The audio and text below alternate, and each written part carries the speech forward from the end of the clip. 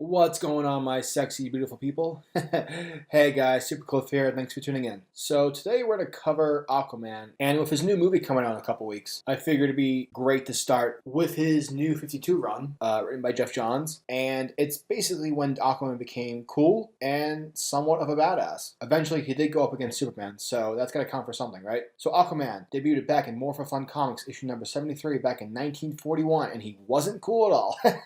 Dude talked to fish. Loser. No, but seriously, I know that it's a funny concept. Like, dude talks to fish. What's the big deal? He doesn't necessarily talk to fish. He telepathically communicates with them using the water and the current. So let's say you're being a jerk and you're dumping oil into the ocean. Dude will send a megalodon after you. And the way that I think about it, I think it's actually kind of cool. It's kind of like as if Aquaman inserts a beacon across the ocean, and whoever is nearby closest, let's say this megalodon, receives the beacon, understands what the beacon's message pertains, and from there chows on the guy dumping the oil. Now, I don't know about you guys, but if I saw a giant shark coming right up to me, I would be absolutely terrified. Yeah, I'd just call it quits. I say to myself, well, life's been good. It's a shame that I have to go out this way. And it's truly one of the many reasons as to why I really, really enjoy Jeff Johns' take on Aquaman. Because it's here where Johns uses Aquaman's already established abilities and puts them to use in a way that's very effective and dangerous. And because of it, it really presents Aquaman to be much more valuable across the DC Universe landscape. Also, I want to add in regarding to the art, Ivan Rice's work on this is superb. For the way in which he draws and illustrates the Aquaman world, it comes off very grounded and much more relatable, especially for new readers who are trying to get into Aquaman. Definitely helps the cause. For example, in the first few pages, we're seeing Aquaman ending a heist. And it's funny because when we see Aquaman show up on the scene, no one's scared. In fact, the burglars are like, wait, what's Aquaman doing here? The ocean's not nearby. There's no fish lying about. We're in the middle of Boston. And even the cops are wondering the same thing. So already, we're shown that the people in this world already have a preconceived notion of who Aquaman is, yet they don't at the same time. And it's funny because Aquaman is also aware of the joke that surrounds his history, almost in a breaking the fourth wall kind of sense, though not in the format of the way of Deadpool. More so, Jeff Johns is writing Aquaman in a way that's basically putting trust towards the reader, assuming that they already know the silliness that surrounds Aquaman's lore. So following the events from after the heist, we pick up with Aquaman entering a diner in Amnesty Bay. For those of you who are not aware what Amnesty Bay is, it's essentially Aquaman's Wayne Manor. It's where he chills, hangs out, watches the ocean. Dude makes sure that the shoreline's safeguarded and protected. And it's here where Johns gives us yet another example of how Aquaman is depicted in the public eye. Because, like any person, Aquaman orders fish and chips because the man's hungry. I mean, the dude just flipped over a giant armored truck earlier, so I think the man does deserve some fish and chips without being judged. You know what I'm saying? Mm-hmm.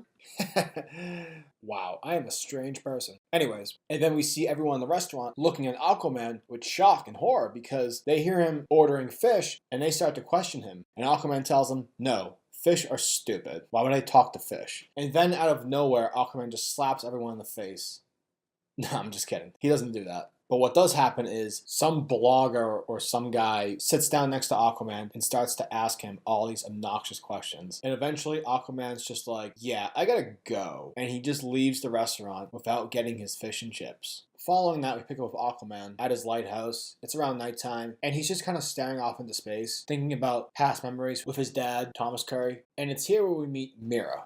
Oh boy, Mira. Alright, she is difficult. She comes from a very troubled past. We'll get into Mira's backstory later on, more for the sake of this video. But basically, all you need to know is that she is Aquaman's love interest, a total badass, and she can control and manipulate water. Basically, a waterbender. And it's here where Aquaman is talking with Mira. And at this point in Aquaman's career, dude's at a crossroads because he's half human and half Atlantean. And Arthur, he doesn't feel that connected with Atlantis as he does so much with his father's side. Yet, it's every day, as we saw earlier in the comic, that Aquaman is reminded constantly that he talks to fish and he's from Atlantis. And he just wants to live life without being told or presumed to be somewhere around the ocean. And Mira's all for it because Mira loves Arthur Curry. She'll do anything for the guy. But wait, there's more. Because what happens next is horrifying. We turn our attention away from Aquaman and Mira, and we're shown a fisherman boat. And they're closing up shop, they're hauling in the last of the fish, and they're heading back home. Then suddenly, these things pop out of the ocean, and they start attacking everyone. Massive massacring all the fishermen on the boat. They just eat everything they see. Eventually, these creatures look up and they see the lights shining from Amnesty Bay. And in their own primitive language, they speak only one word: